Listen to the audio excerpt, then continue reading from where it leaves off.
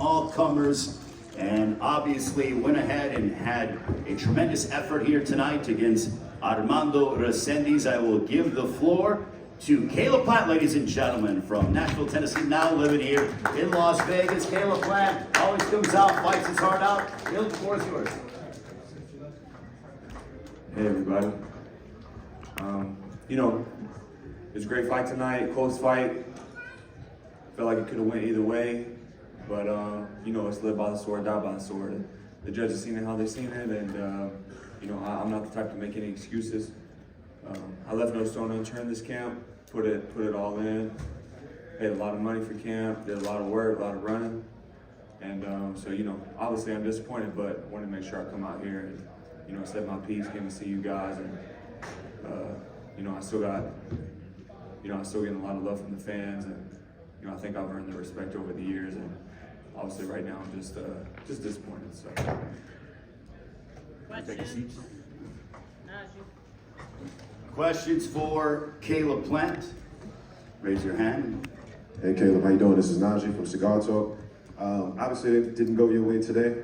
I feel like you weren't throwing the right hand as much. I know a lot of people said that on Twitter as well. Was there anything wrong with your right hand at all at any point during the fight? Yeah, it was hurting me a little bit. Yeah, it was kind of bruised, but that's not an excuse. And what do? You know what I'm saying? So, like I said, it's live by the sword, die by the sword, and it was a close fight.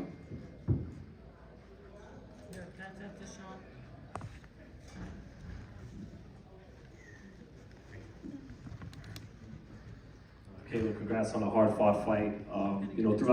Throughout the week, when you spoke of Resendiz, you talked about stepping on him. Did you, in retrospect, underestimate or overlook him at all in this fight? No, I knew it would be a tough fight, and that's one thing. People try to say that about Trevor as well. And one thing, maybe the boxing media, but for sure the boxing fans are going to have to start understanding is it's not a popularity contest. So just because a man doesn't have 1 million followers or isn't always in the limelight doesn't mean that he's not a good fighter. And I knew Resendiz was going to be a tough fight. I knew what was on my hands, and I didn't overlook him.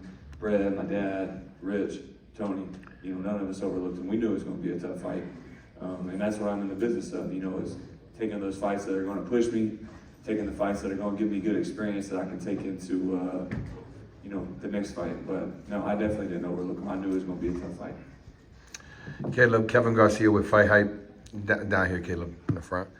So obviously, you just talked about, not overlooking Resendiz, but even up until the weigh-in or the press, or one of those 2 days, excuse me if I'm wrong on the date, but it seemed like you and Charlo were still going back. Was there any level, or back and forth, excuse me, was there any level of distraction, between Charlo and whatever you guys had in this fight? No, that's why I kept putting off those questions about Charlo. I think even, right after the press conference, you may have asked me something, and I was like, yeah, I'm not worried about that. I'm focused on, the task at hand. You can only fight one fight at a time. And, fights aren't won on paper, they're won in the ring. And, I take nothing away from Resendiz. He's a hell of a fighter. I'm happy for him. I know he's got a kid on the way, so, congratulations to him and his. And, me and my team will regroup, get back in the gym, and be back. Thank you. Kaylin, all my respect, I admire your career, and you know that. But let me talk about this beautiful, classy act. What did you share with Del Toro Resendiz, because it's a very classy act? Yeah, I just, told him congratulations to him and his. Congratulations on the baby. Gave his wife a hug and told him I'm happy for him.